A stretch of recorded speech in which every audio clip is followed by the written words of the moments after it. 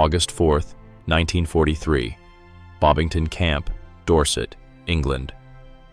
The morning mist clung to the land as Major General A.C. Richardson's pen moved steadily across the classified document marked "Most Secret" in bold red letters. Each stroke recorded observations that would expose one of Britain's most embarrassing wartime failures. "The reliability test begins today," he wrote. "3 nations' machines will travel 2,000 miles across Britain. Only one will prove worthy of modern warfare." The weight of that prediction would become clear in the weeks ahead. Through the morning mist that shrouded the camp, 11 tanks stood in formation on the parade ground, engines idling with varying degrees of confidence. The mechanical symphony was telling. 3 American M4A2 Shermans, powered by General Motors' twin diesel engines, purred with industrial smoothness. 3 M4A4 Shermans, with Chrysler multi-bank petrol engines, rumbled with reliable consistency. 3 British Cromwell Mark I cruiser tanks, with the new Rolls-Royce Meteor engine, growled with impressive power but concerning roughness. 2 Cromwell Mark III tanks, supposedly improved variants of the design, added their voices to the mechanical chorus. 3 Centaur Mark I tanks, powered by the aging Liberty engine that had proven inadequate in earlier cruiser designs, coughed and sputtered ominously. The crews climbed aboard their assigned vehicles, unaware they were about to participate in what historians would later call the most definitive reliability comparison of World War II armored vehicles. What none of them knew on that foggy morning was that this exercise would reveal a profound truth about industrial philosophy and military procurement. The Americans had built for reliability and mass production, accepting adequate performance if it meant the tank would work consistently. The British had designed for speed and theoretical superiority, prioritizing impressive specifications over mundane dependability. Over the next 7 weeks, Exercise Dracula would demonstrate which approach actually won wars. The numbers would be devastating for British pride. The implications would reshape British armored doctrine for the remainder of the conflict. And the lesson would echo through decades of military procurement decisions, influencing how democratic nations thought about weapons development long after the last gun of World War II fell silent. The story of Exercise Dracula begins not in the quiet English countryside, but in the scorching deserts of North Africa, where British tank crews had faced a devastating crisis of confidence. Throughout 1942 and into 1943, British cruiser tanks had earned a reputation for mechanical failure at precisely the worst possible moments. The Crusader tank, despite its theoretically impressive speed of 26 miles per hour that should have given British forces a mobility advantage, spent more time broken down beside desert tracks than it did advancing toward enemy positions. Oil leaks plagued the Liberty engine that powered most British cruisers. The cooling systems designed in temperate England failed catastrophically in the African heat, where temperatures inside a tank could exceed 130 degrees Fahrenheit. Transmissions shattered under the stress of sandy terrain and constant maneuvering. Suspensions broke on rough ground. Electrical systems failed in dusty conditions.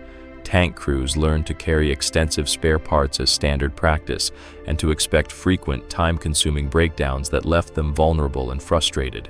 British tankers watched with growing frustration as American-supplied M4 Sherman tanks, arriving through the Lend-Lease program that was shipping military equipment to Britain in growing quantities, operated with far greater reliability than anything British industry was producing. The Shermans lacked the theoretical speed of British cruisers on paper, running at about 25 miles per hour maximum compared to the Crusader's 26 or the Cromwell's eventual 40 miles per hour. But the Shermans started reliably every morning, a detail that crews of British tanks could never take for granted. They ran all day without breaking down. They required less maintenance time, freeing crews for other duties. They broke down less frequently, meaning more tanks were available for operations at any given moment. Most importantly, They were simply there when needed for combat operations, ready to fight rather than being repaired behind the lines. General Bernard Montgomery himself, commander of British forces in North Africa and later in Northwest Europe, noted in his private correspondence that American tanks could be depended upon to work, while British designs remained temperamental at best and dangerously unreliable at worst. The British War Office in London faced a dilemma that cut to the heart of British industrial pride.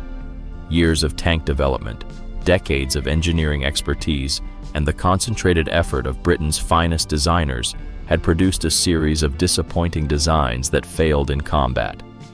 The Covenanter, introduced with great fanfare in 1941 as the next generation of cruiser tank, was so unreliable that it never saw combat deployment. Despite more than 1,700 units being manufactured at considerable expense, the cooling system failed so regularly that the tank was effectively unusable in any climate warmer than a British autumn. The Crusader that followed and did see extensive combat proved marginally better, but still suffered chronic mechanical problems that limited its effectiveness and frustrated crews who needed equipment they could trust.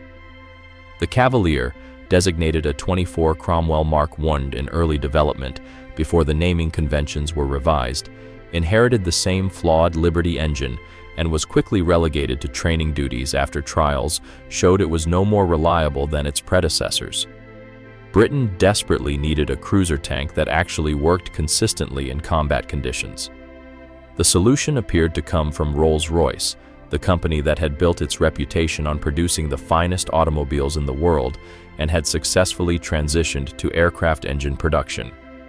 Engineer W.A. Robotham, a senior Rolls-Royce designer with extensive experience in high-performance engines, had brilliantly converted the famous Merlin aircraft engine, which powered the Spitfire and Hurricane fighters that had won the Battle of Britain, into a tank engine called the Meteor.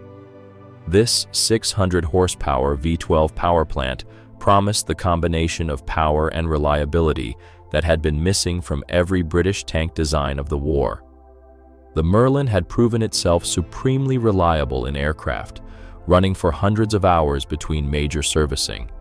Surely, British engineers reasoned, that same reliability would translate to tank use. The engine would be installed in the A-27M hull, creating what was officially designated Tank Cruiser Mark VIII Cromwell.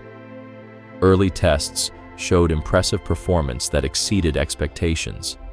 The Cromwell achieved speeds exceeding 40 miles per hour on test tracks, making it the fastest British tank of the war and one of the fastest tanks fielded by any nation.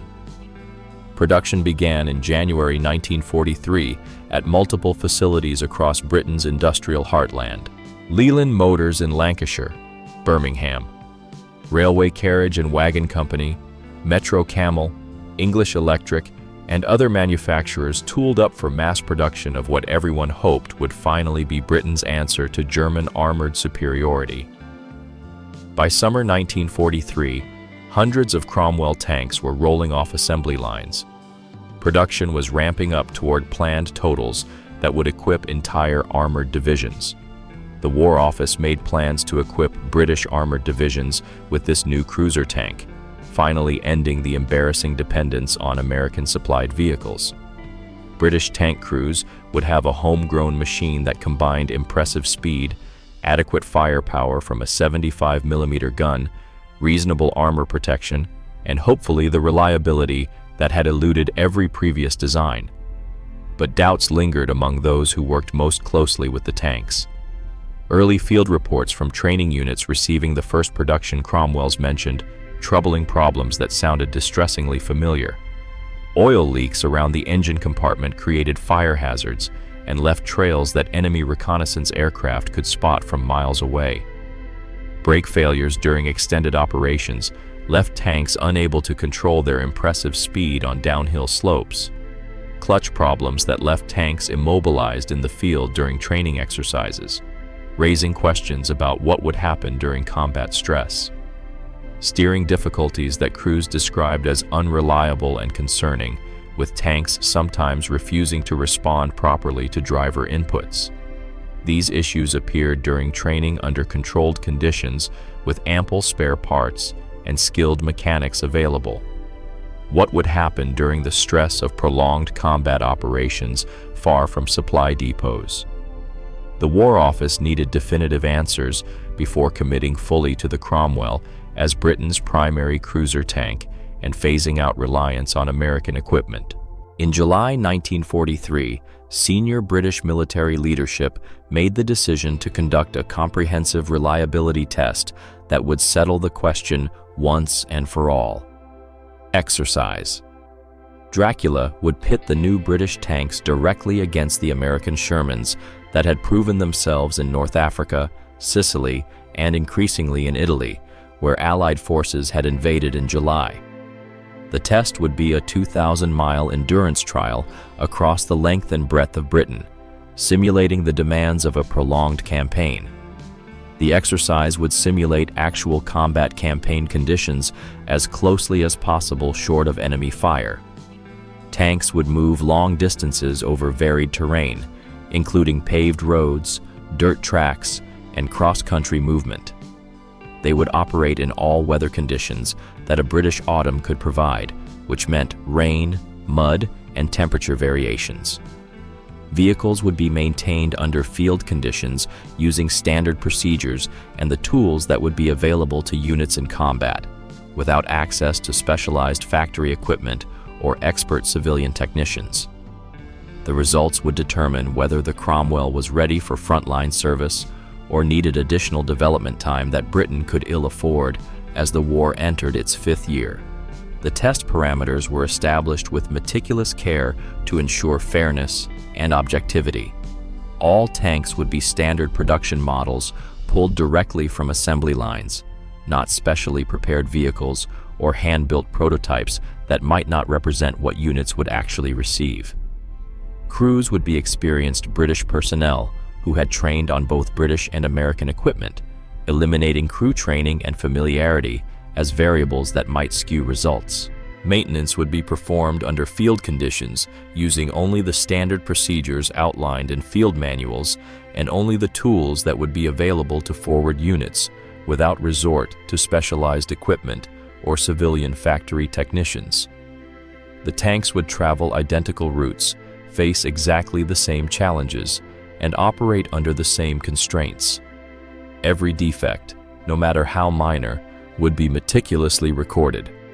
Every hour of maintenance would be logged and analyzed.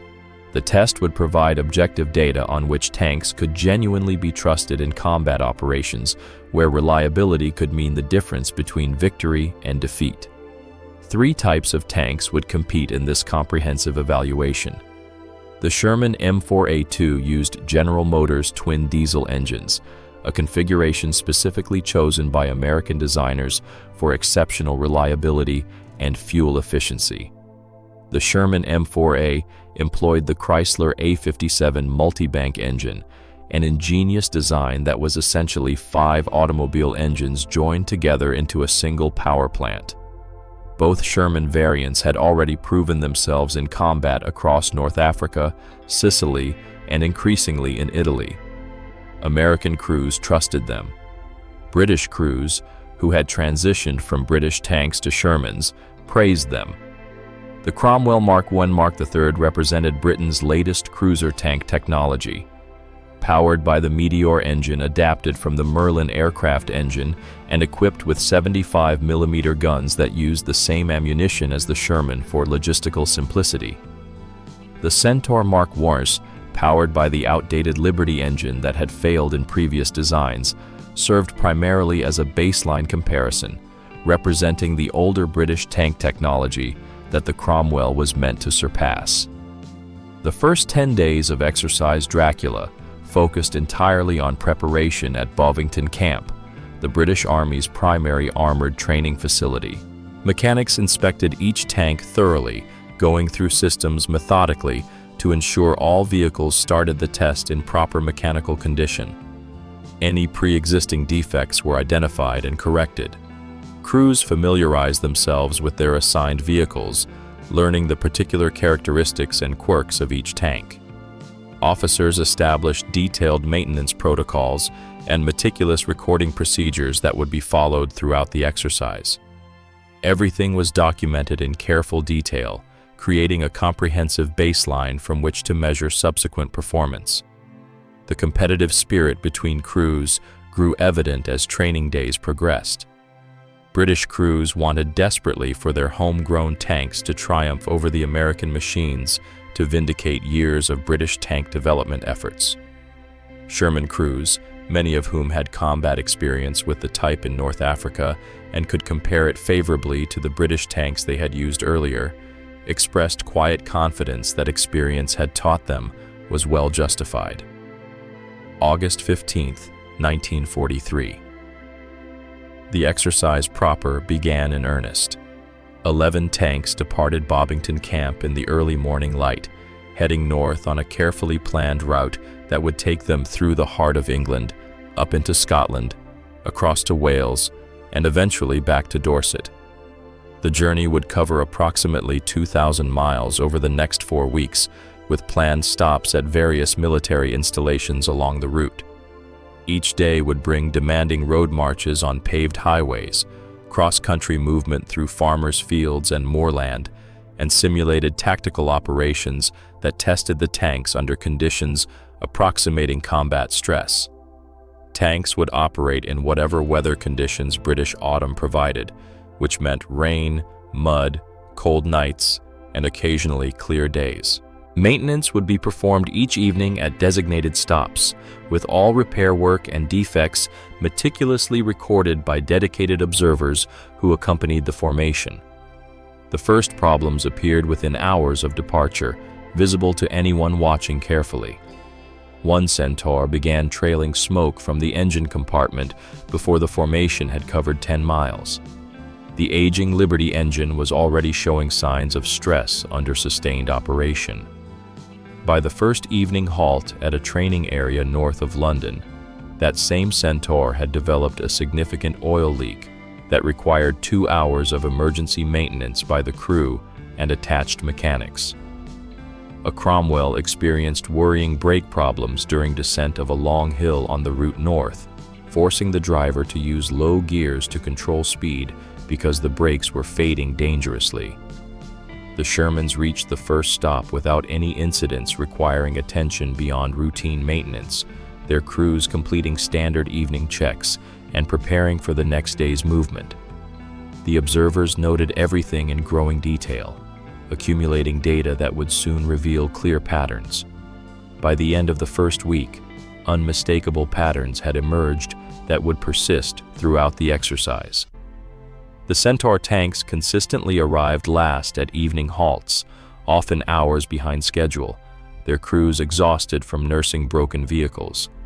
Their mechanical problems required intensive emergency repairs late into the night.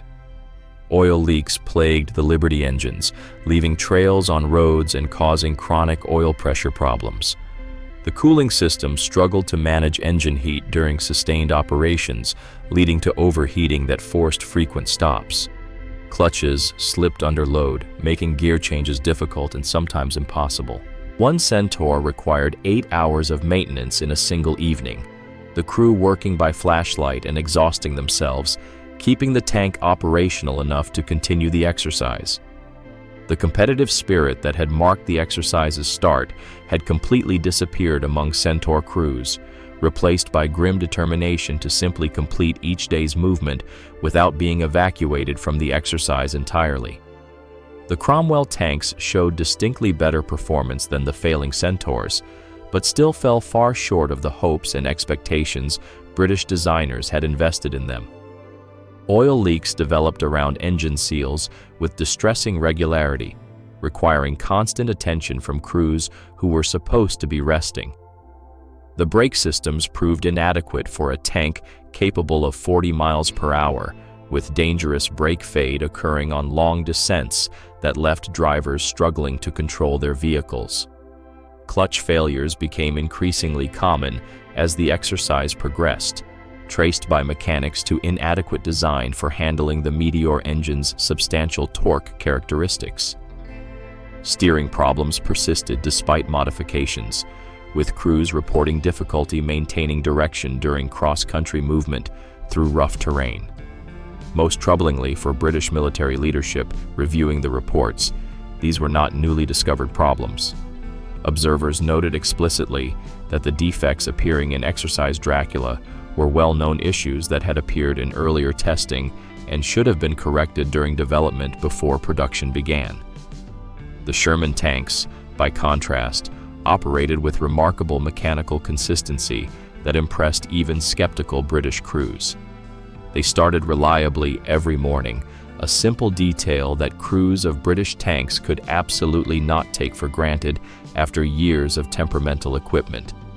They maintained scheduled march speeds without the mechanical drama that characterized British tank operations. When maintenance was required, which was infrequent, it was routine and predictable rather than emergency repairs that consumed entire evenings. The diesel-powered M4A2 proved particularly reliable and robust, with one experienced crew commenting that the engine seemed nearly unbreakable even under sustained hard use.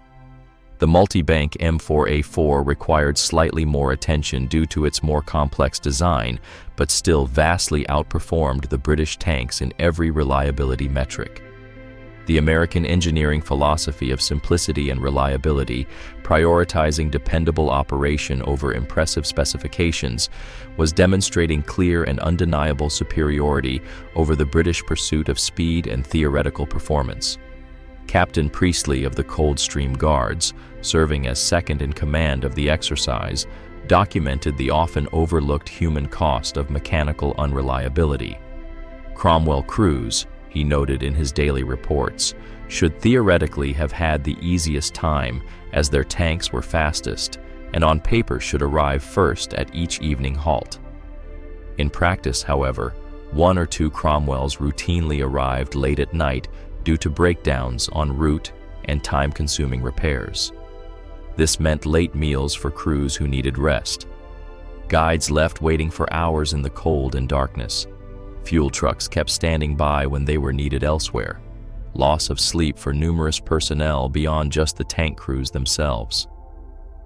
The widespread repercussions of unreliability reached far beyond the compromised vehicle itself, impacting the entire unit's performance and spirit in ways that were challenging to quantify, yet undeniably significant. The maintenance figures being compiled painted a grim picture that would profoundly shake public faith in their tank development.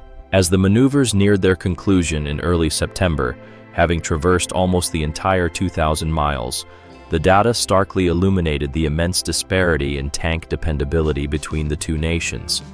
Observers had diligently documented every malfunction, every hour spent on repairs, every system failure on each armored fighting vehicle. The compiled information, presented in detailed charts and comprehensive tables, was slated for inclusion in a highly classified final report, to be disseminated exclusively to the highest echelons of British military and political leadership. The consequences were substantial and deeply discrediting to British manufacturing efforts, which had consumed vast financial and material resources. The three Sherman M4A2 tanks collectively covered 13,986 miles, an impressive distance that surpassed the intended scope. As these tanks set the pace for the formation, they experienced a total of 199 defects across all three units during the entire exercise, averaging 66 defects per tank. Repair work necessitated 420 hours of specialized technician attention for all three tanks combined, averaging 140 hours per tank for the entirety of the exercise. This equated to a mere 0.03 hours of maintenance per mile driven, or approximately 2 minutes of upkeep for every mile traveled. By the standards of armored vehicles, these tanks were remarkably low maintenance, requiring only routine servicing and occasional minor fixes that crews could rapidly address. This level of dependability was exceptional for sophisticated machinery operating under arduous conditions, far from factory support.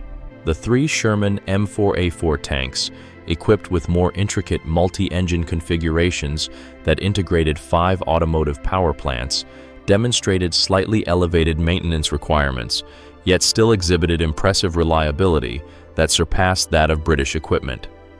Their performance metrics closely mirrored those of the diesel variants, leading the official report to collectively classify all 6 American tanks as exemplifying comprehensively superior dependability. The Sherman tanks conclusively proved the practical efficacy of the American engineering ethos.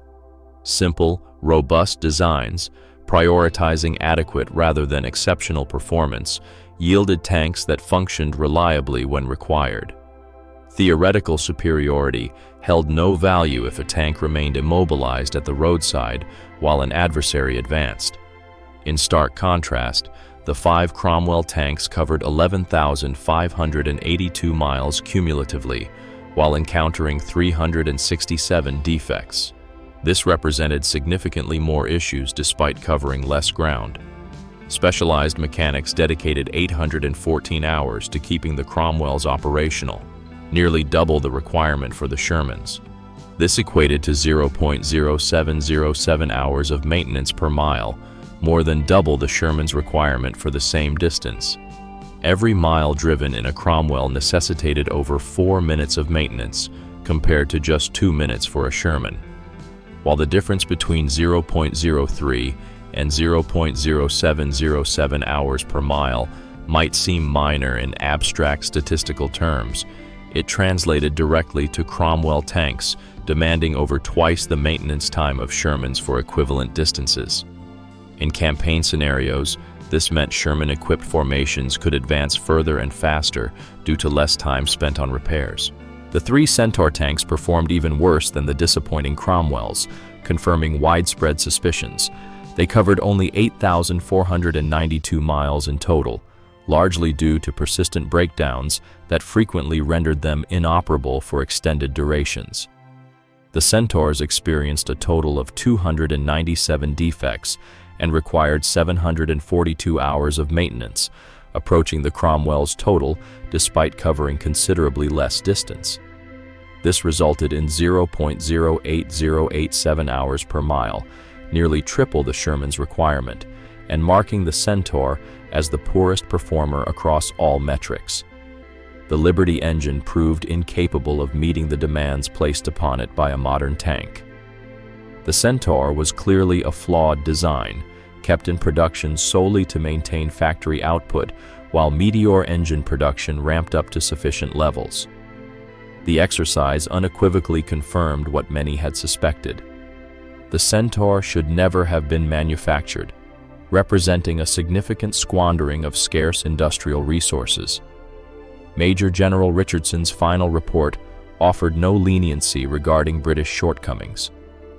The simplicity and reliability of the American machines, in contrast with the British production, is to me the chief lesson of Dracula, he stated in unequivocal terms.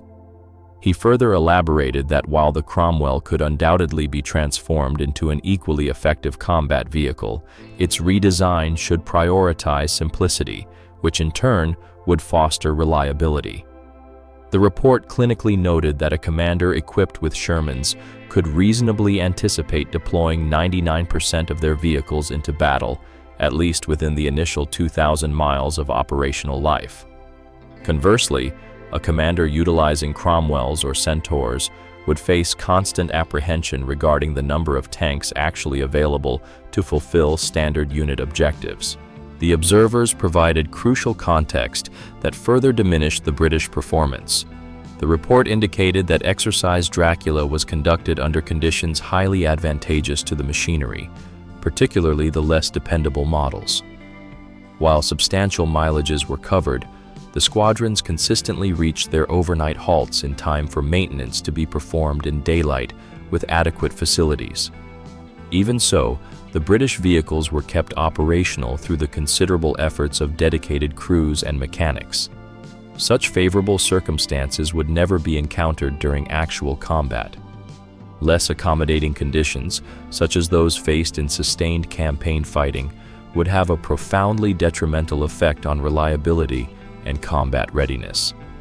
In essence, the Cromwell's already subpar performance in this controlled exercise would be exacerbated under genuine combat conditions, with enemy pressure, limited maintenance windows, and challenging supply lines.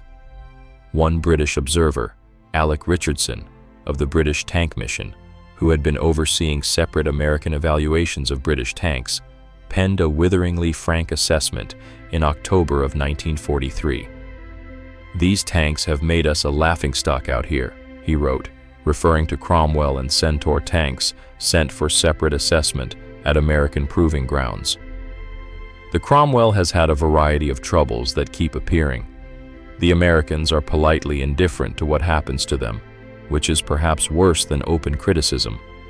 The Rolls-Royce representative is most unhappy and wants them withdrawn as soon as possible to avoid further embarrassment. "We are undoubtedly the world's worst salesman when it comes to tanks." His recommendations were stark and unmistakable. Send no more British tanks to America until they are genuinely reliable and can compete with Combs, American equipment. We must make a first-class cruiser and light tank at home, however long it takes us to get the design right. We must regain our prestige and reputation for quality engineering. The reasons for the Cromwell's unreliability were thoroughly understood by British engineers who analyzed the Exercise Dracula findings.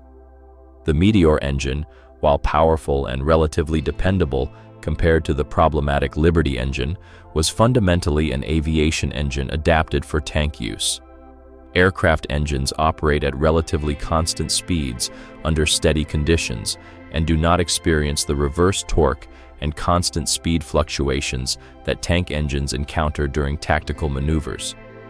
The adaptation from aircraft to tank was imperfect and manifested in reliability issues. Oil seals designed for aircraft use leaked under the differing pressure conditions of tank operation. The cooling system, perfectly adequate for an aircraft with consistent airflow, struggled within the confined space and highly variable cooling demands of a tank installation. The engine was theoretically impressive and outwardly formidable, but proved problematic in practical field application. Problems with the transmission and running gear stemmed directly from insufficient development time prior to production. The Merritt-Brown gearbox, while sophisticated and offering good performance characteristics, was also complex, presenting more potential points of failure than simpler American transmission designs. The brakes were demonstrably undersized for a tank capable of 40 miles per hour, leading to dangerous brake fade during prolonged descents. The clutch was simply not robust enough to reliably handle the Meteor engine's considerable torque output. The suspension, largely inherited from earlier cruiser tank designs, was stressed well beyond its original design limits by the Cromwell's increased weight and high-speed capabilities.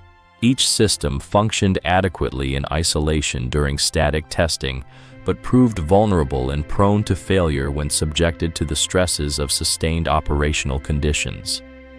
The core issue was philosophical, striking at the heart of British versus American engineering philosophies. British tank design prioritized speed and firepower above all else, viewing reliability as a secondary concern to be addressed through skilled maintenance by trained crews.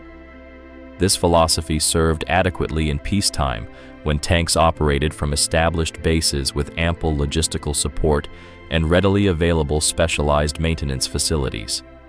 It failed catastrophically in wartime when tanks had to operate far from rear echelon depots with severely restricted spare parts under continuous operational stress without adequate rest periods.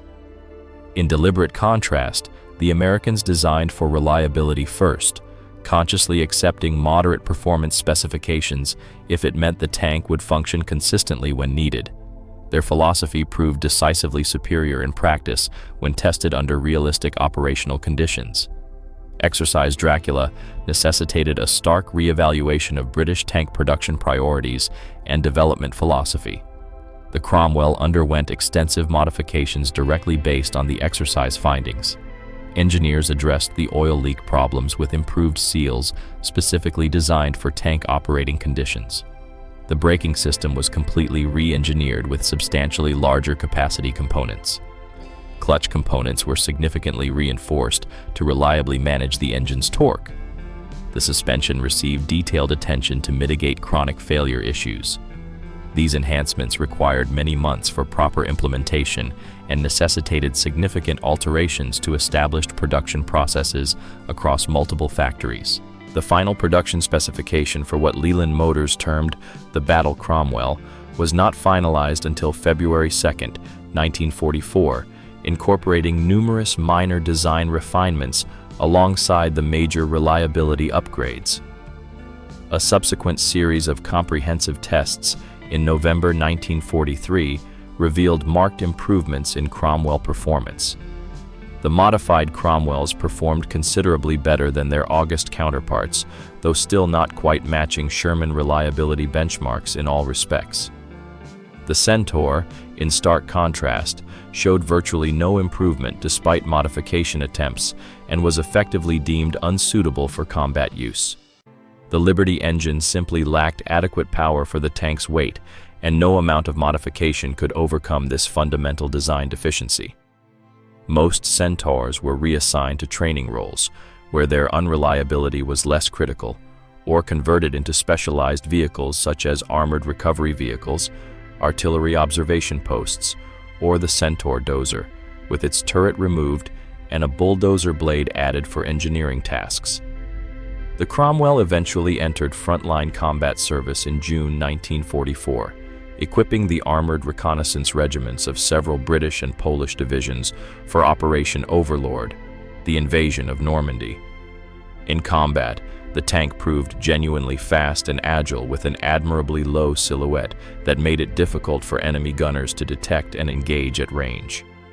Crews enthusiastically praised these attributes.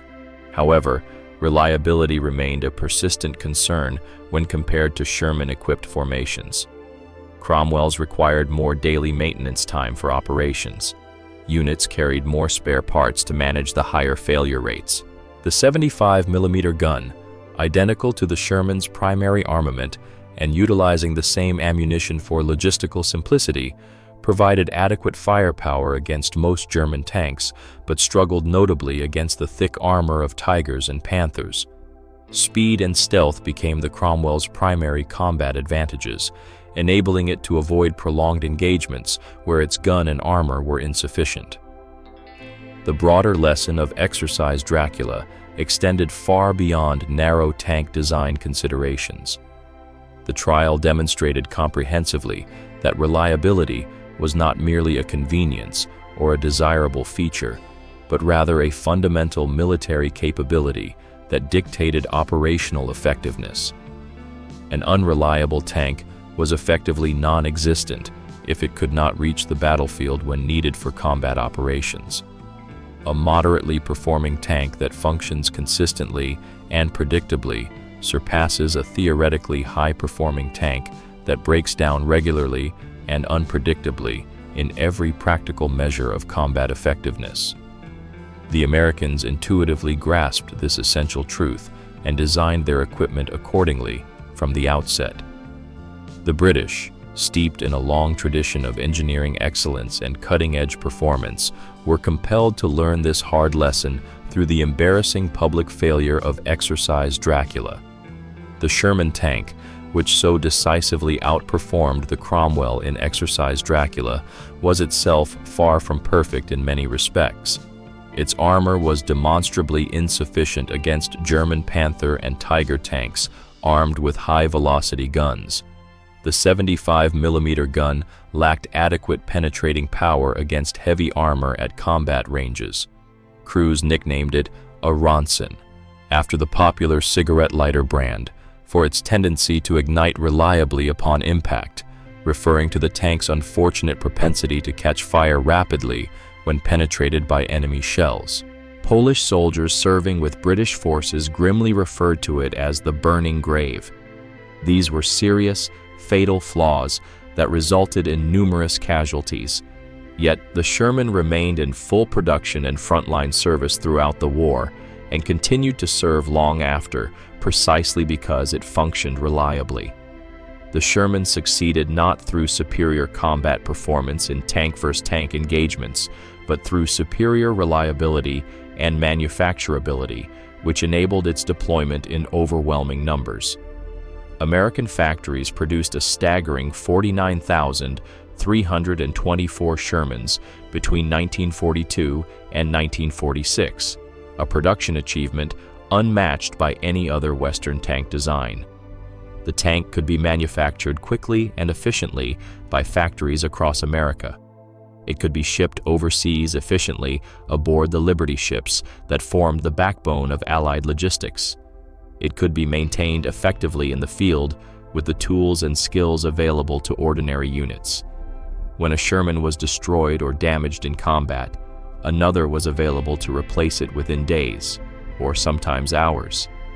Tank recovery and repair units returned damaged vehicles to service rapidly, often within 24 hours of a tank being hit. This comprehensive industrial and logistical approach to armored warfare proved immeasurably more valuable than any degree of technical sophistication in individual tank design. The production figures tell a compelling story about industrial philosophy and strategic priorities. Germany produced approximately 6,000 Panther tanks and 1,300 Tiger tanks during the entire war. These were vehicles technically superior to the Sherman in both armor protection and firepower.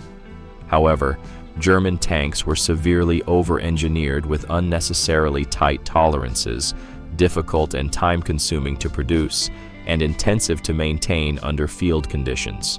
They required specialized parts, manufactured at specific factories.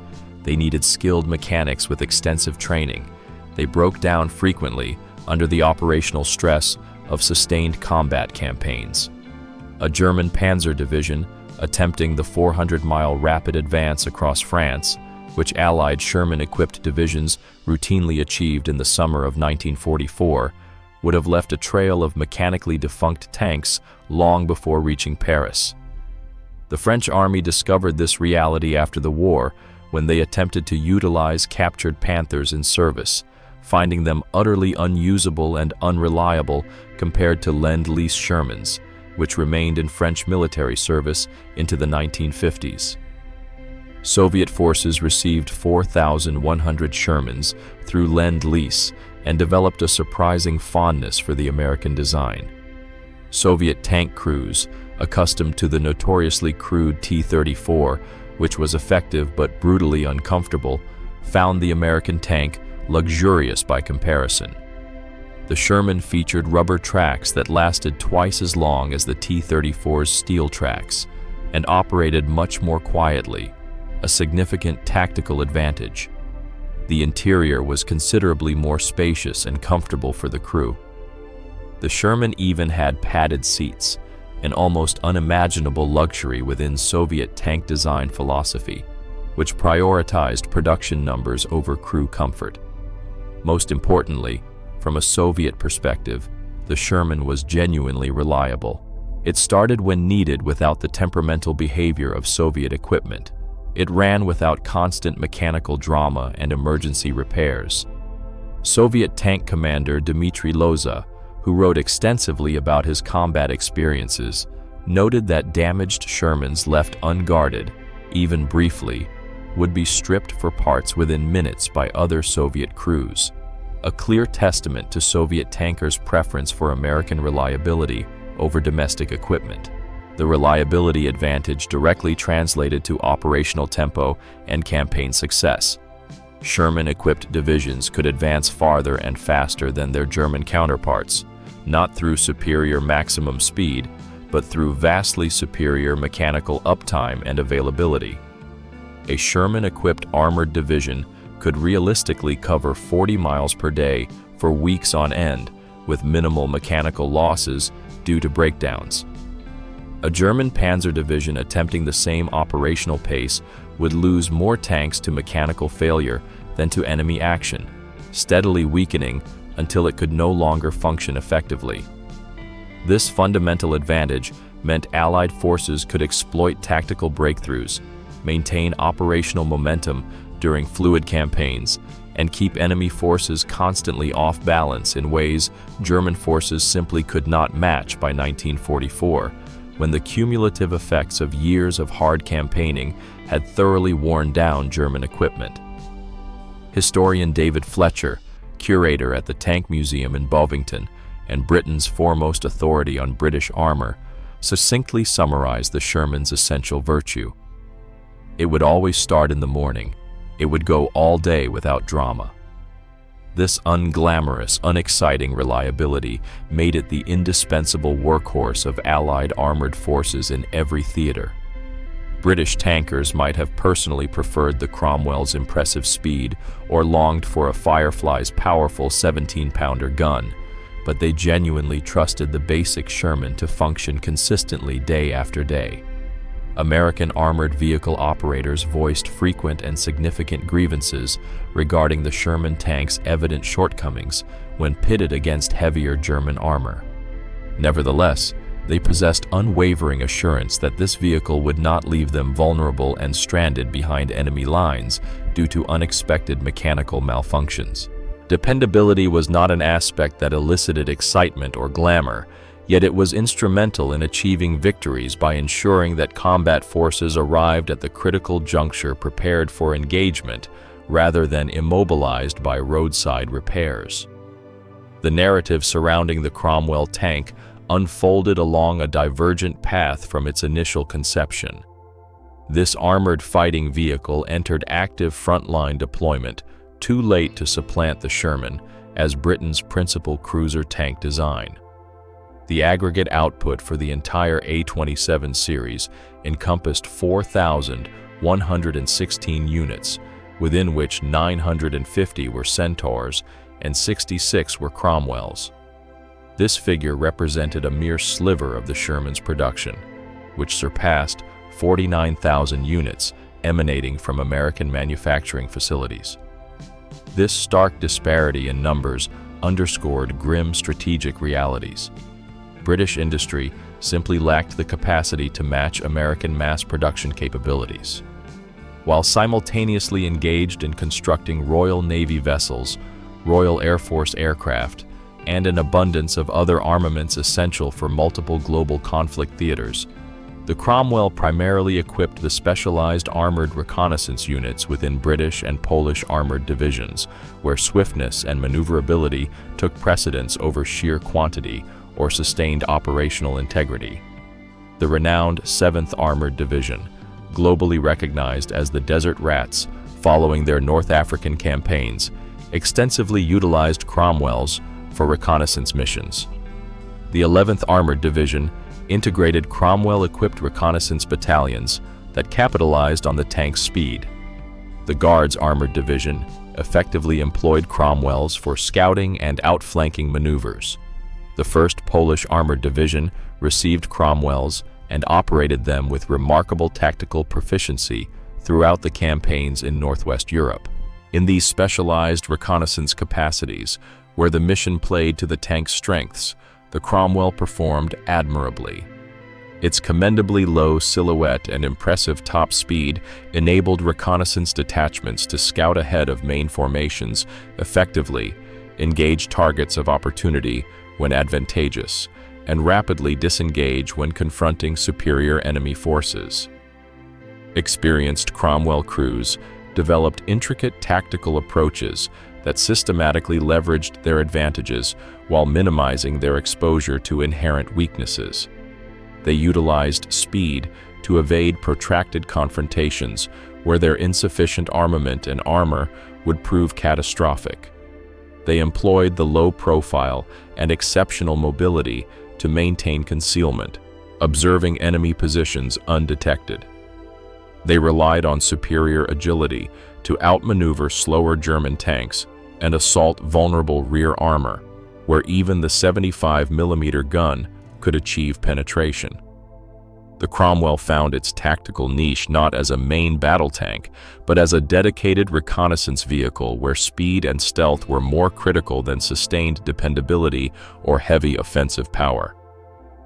Following the conclusion of World War II in Europe in May of 1945, Cromwell tanks remained in British military service well into the 1950s, serving as a testament to the successful modifications implemented after Exercise Dracula brought its deficiencies to light.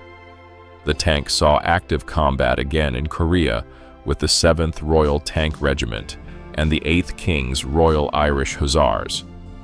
During that conflict, British forces deployed Cromwells alongside the more modern Centurion tanks, which were beginning to enter service. The tank was also supplied to numerous Allied nations as they rebuilt their armed forces post-war.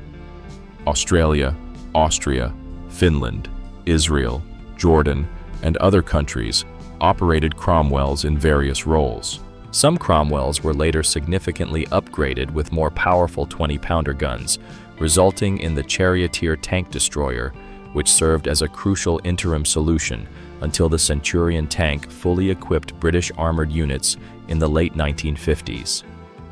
The extended post-war service of the Cromwell offered convincing evidence of the ultimate success of the modifications implemented after Exercise Dracula exposed its reliability issues. The tank that had thoroughly embarrassed Great Britain in August of 1943 had become dependable enough for continued frontline deployment over a decade later.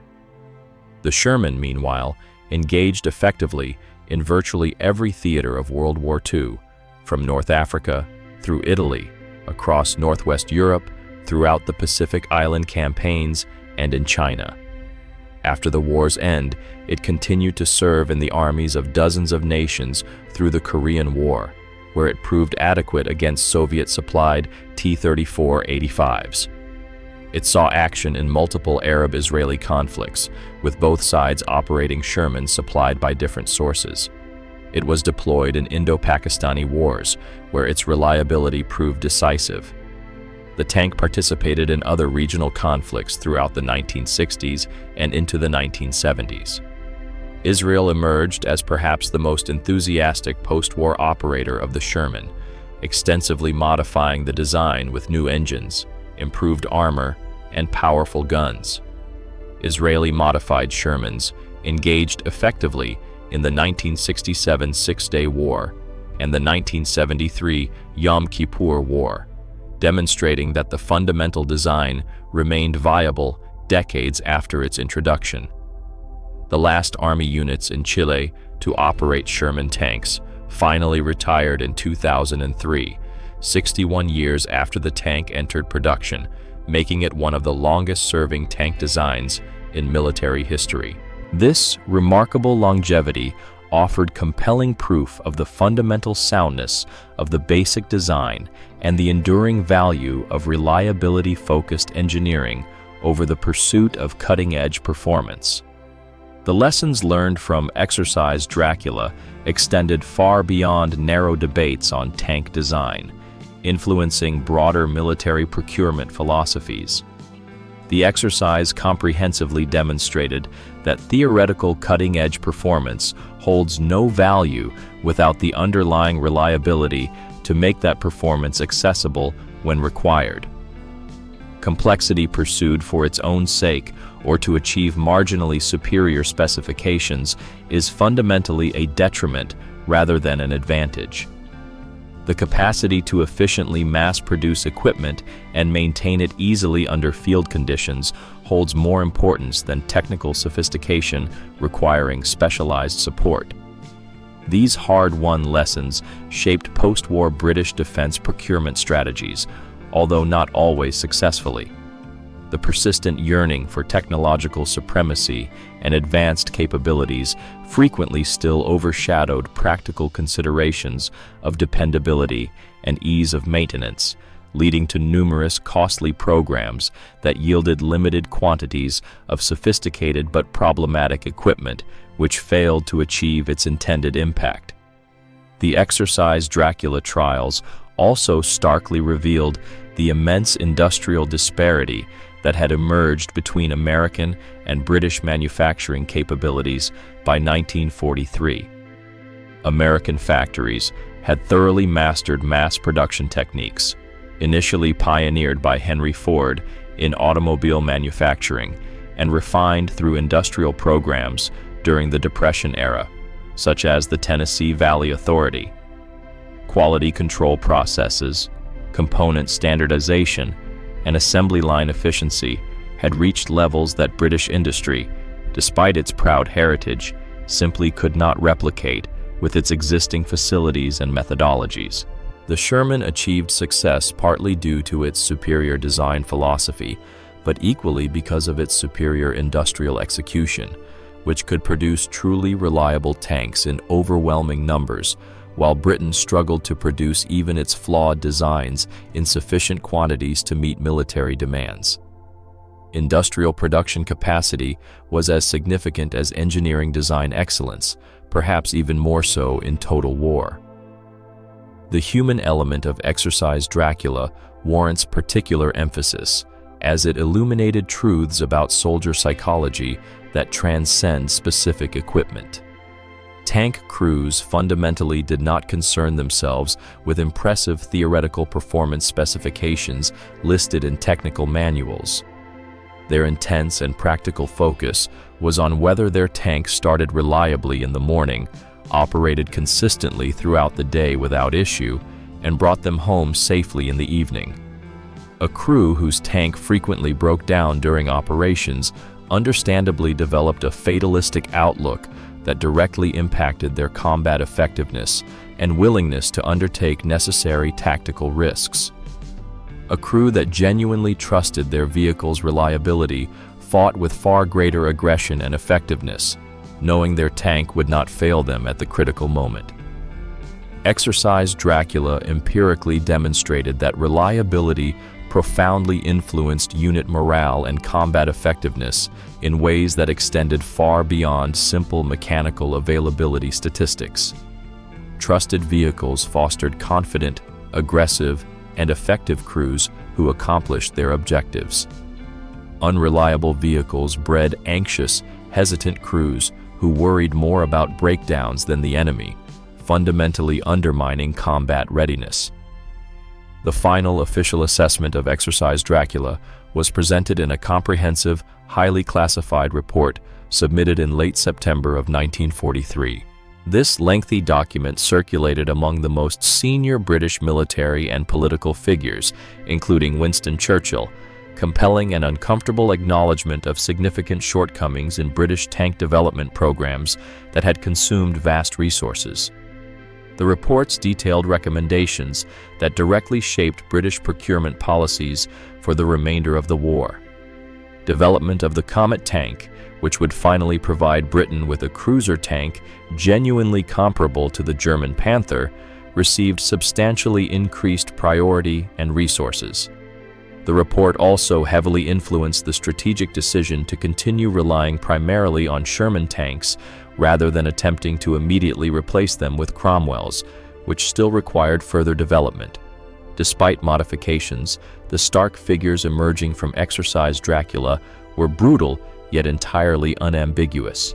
The Sherman required a mere 0.03 hours of maintenance per mile driven. The Cromwell necessitated 0.07 hours per mile, more than double. The Centaur required 0.087 hours per mile, nearly triple the Sherman's benchmark. These dry statistical figures translated directly into operational realities that determined victory or defeat in actual campaigns. They concretely meant that Sherman-equipped units could advance significantly farther per day and fight more effectively than Cromwell-equipped units covering the same distance. They unequivocally signified that the American engineering philosophy of reliable simplicity had decisively triumphed over the British pursuit of sophisticated speed in the rigorous test of sustained operations. The narrative of Exercise Dracula is ultimately about the fundamental divergence between impressive theory and harsh practice in warfare. In abstract theoretical terms, the Cromwell appeared superior to the Sherman in terms of speed, with comparable firepower and armor protection. In brutal practice under realistic conditions, the Cromwell spent more than twice as much time undergoing repairs and, consequently, less time actively engaged in combat. Theory insisted that technical sophistication and cutting-edge performance would inevitably prevail. Practice conclusively demonstrated that unglamorous reliability and simple robustness won battles when equipment had to function far from rear area support. The 2,000-mile test definitively revealed which design philosophy actually worked when tanks had to operate far from convenient depots under continuous operational strain in demanding combat scenarios without the luxury of extensive maintenance time. Modern military forces worldwide still grapple regularly with the core lessons of Exercise Dracula 8 decades later.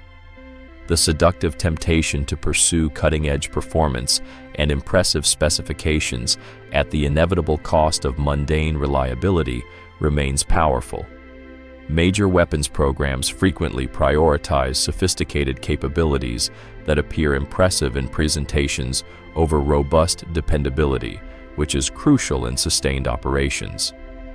The result is often limited numbers of extraordinarily expensive, high-maintenance equipment that consistently underperforms less sophisticated but more reliable alternatives in actual service. The Sherman versus Cromwell comparison offers an enduring cautionary tale about the real costs of prioritizing theoretical performance over practical reliability in military equipment procurement. The British soldiers who personally participated in Exercise Dracula returned to their regular units with dramatically altered perspectives on their equipment. Sherman crews felt thoroughly vindicated in their long-standing preference for American reliability over British speed and sophistication. Cromwell crews vigorously advocated for the comprehensive modifications that would eventually render their tanks genuinely serviceable for combat. Centaur crews expressed considerable relief upon being officially informed that their problematic tanks would not be deployed into combat against German armor. All of them clearly understood that they had witnessed something genuinely significant, a definitive trial that proved beyond any doubt that reliability mattered more than any other single characteristic in armored vehicles. Major General Richardson's concluding remarks in the comprehensive Exercise Dracula report deserve to be remembered and reiterated. It is evident that the commander of a unit equipped with Shermans can have genuine confidence in taking 99% of his vehicles into battle, at least during their initial 2,000 miles of operational life.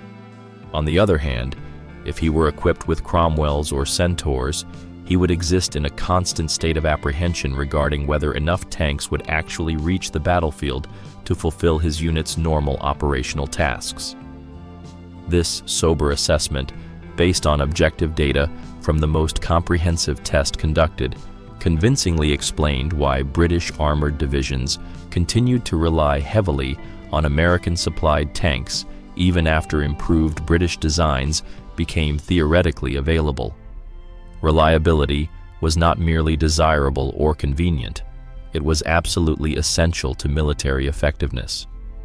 The improved Cromwell, which eventually emerged from Exercise Dracula and subsequent intensive modifications, became a genuinely capable tank for its intended reconnaissance role. The enhancements made its reliability acceptable for sustained operations, although not quite matching Sherman standards across all metrics. The tank served effectively in its intended specialized role as a fast reconnaissance vehicle, exploiting tactical opportunities, but it never supplanted the Sherman as Britain's primary cruiser tank because the necessary modifications arrived far too late, and production numbers remained too limited compared to Sherman availability. The opportunity to equip British armored divisions entirely with domestically produced tanks had irrevocably passed. The Americans had built what was ultimately a superior tank, not through exceptional individual engineering ingenuity, but through a fundamentally superior industrial philosophy that prioritized reliability. The profound contrast between American and British tank development approaches during World War II reflected much broader underlying differences in industrial culture and national priorities. American industry wholeheartedly embraced mass production philosophy, aggressive standardization, and reliability engineering as core tenets. British industry maintained traditional craft production principles that emphasized bespoke quality, individual excellence, and cutting-edge performance in each unit produced. For luxury consumer goods in peacetime markets, the British approach consistently delivered excellence and commanded premium prices. However, for military equipment that absolutely had to function reliably under the worst imaginable conditions, the American approach proved decisively and comprehensively superior. The Sherman defeated the Cromwell not through impressive specifications or theoretical performance, but in the muddy fields where reliability alone determined whether tanks fought or failed. Exercise Dracula stands as one of the most important yet surprisingly least recognized comparative trials in modern military history. It provided genuinely objective data comparing major Allied tank designs under carefully controlled yet realistic conditions. It compelled a painful but necessary British acknowledgement of serious systematic deficiencies in tank development programs. It directly influenced critical procurement decisions that materially impacted the course of the war in Northwest Europe. And it demonstrated an essential truth that military establishments still struggle to fully embrace. Reliability matters more than performance specifications. Simplicity consistently triumphs over sophistication. The tank that operates reliably wins decisively over the tank that impresses with technical specifications but repeatedly fails in practice. The 2,000 miles methodically covered during Exercise Dracula revealed, at an acceptable cost in time and resources, what actual combat would have proven at a vastly higher cost in lives. The Cromwell was simply not ready for frontline service in its August 1943 configuration. The necessary modifications required considerable time to develop properly and implement correctly across production lines. The Sherman, already thoroughly battle-tested in North Africa, Sicily, and increasingly in Italy, could be trusted implicitly to perform under sustained operational stress.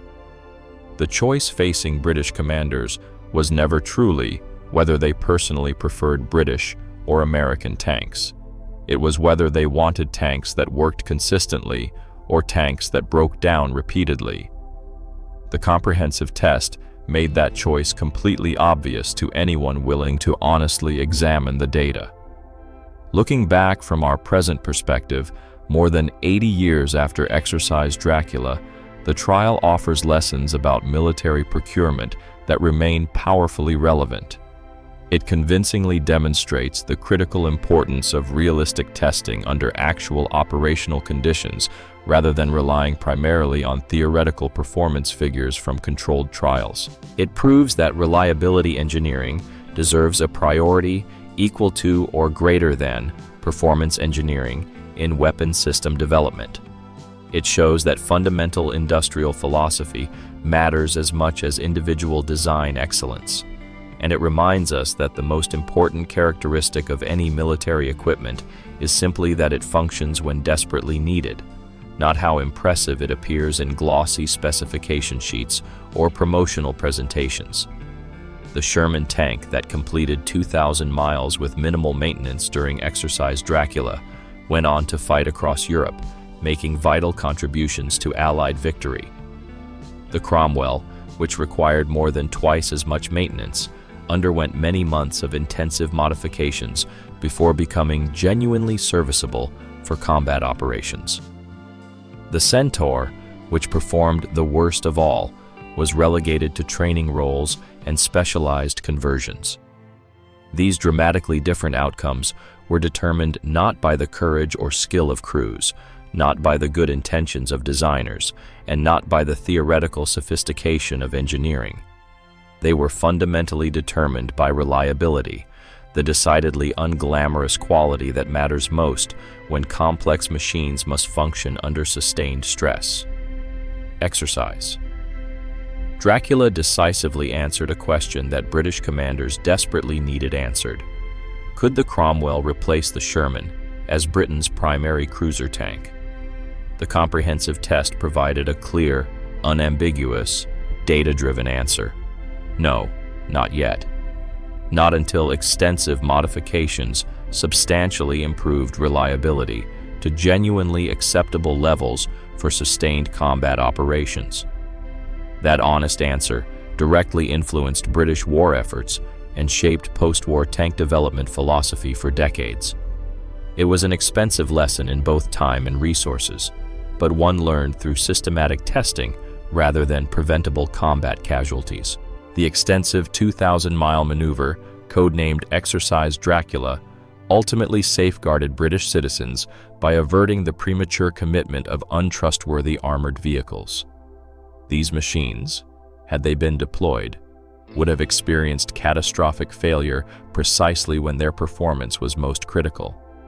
The ultimate twist of fate for Exercise Dracula was its revelation of undeniable American dominance in a domain where Britain had long held immense pride. Renowned globally for its superior craftsmanship and sophisticated engineering, British industry had, in fact, pioneered the worldwide industrial transformation during the 19th century. British ingenuity during wartime had yielded groundbreaking advancements such as radar, functional jet propulsion systems, and numerous other cutting-edge innovations. Nevertheless, American manufacturing, with its unwavering focus on dependable operation and streamlined mass production, prioritized practicality over established artisanal skill and intricate functionality. This approach resulted in the creation of fundamentally superior tanks. The success of the Sherman tank stemmed not from the celebrated British standard of engineering brilliance, but from an American approach characterized by industrial productivity and pragmatic principles. This realization was a deeply mortifying experience for British national ego, yet it proved indispensable for achieving military success. Ultimately, Exercise Dracula transcended a mere comparison of tanks. It represented a contest of contrasting methodologies in engineering and production. It highlighted the crucial distinction between theoretical excellence and practical efficacy in demanding situations. It underscored the true military significance of unostentatious dependability in contrast to the alluring allure of dazzling performance. The trial unequivocally demonstrated that in the context of conflict, much like in the broader spectrum of human endeavor, the act of reaching one's objective is paramount, superseding the mere spectacle of rapid arrival. The Sherman consistently fulfilled its mission. The Cromwell, all too frequently, failed to do so. This fundamental disparity proved to be the decisive factor distinguishing triumph from failure.